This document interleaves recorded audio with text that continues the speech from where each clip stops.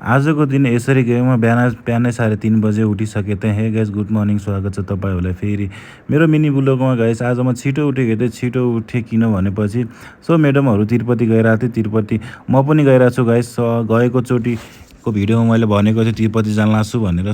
त्यो भिडियो हेर्नुभएको छैन भनेपछि त्यो भिडियो हेर्नु होला, अनि बल्ल थाहा हुन्छ।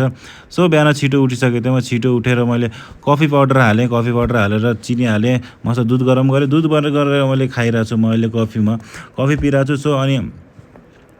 अनि म म्याडम सर चाहिँ अहिले हामीहरू तिरुपति गइरहेछौँ। यो चाहिँ हाम्रो स्न्याक हो। स्न्याक लिएर आएको थिएँ मैले हिजो।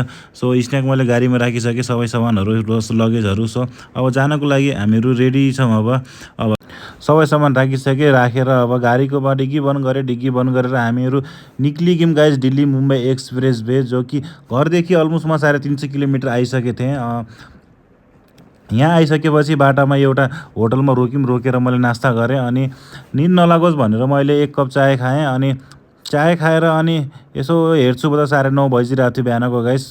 अनि सिधा हामी त्यहाँदेखि कट हानेर हामीहरू आइगयौँ। हामीहरू सिधा तिरुपतिको गेटमा छौँ अहिले। हामीहरू तिरुपतिको मेन गेट हो यो गाइस। यो अब भित्र जानको लागि कारहरू अनि आफ्नो लगेजहरू चेक गराउनुपर्छ। तपाईँहरू पनि आएपछि यसरी नै लाइन लाग्नुपर्छ। ट्राफिक होइन यो, भित्र जानको लागि पर्मिसन लाग्नुपर्छ।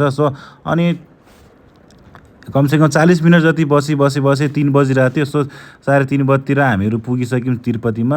अनि यो चाहिँ यो तिरुपतिको मस्त माथिको भ्यू नजाराहरू। यहाँदेखि भ्यू हेर्दै जाने हो अहिले एकछिनमा अहिले गाइस। भिडियो कस्तो लाग्छ गाइस मेरो पेजलाई फलो गरिदिनु होला। भिडियो यहीँसम्मको थियो गाइस। फुल भिडियो अझै 2-3वटा भिडियो अझै आउँछन् गाइस। जब तक च्यानललाई मेरो पेजलाई फलो गरिदिनु होला। Thanks for watching guys. अर्को भिडियोमा भेटौँला, बाई।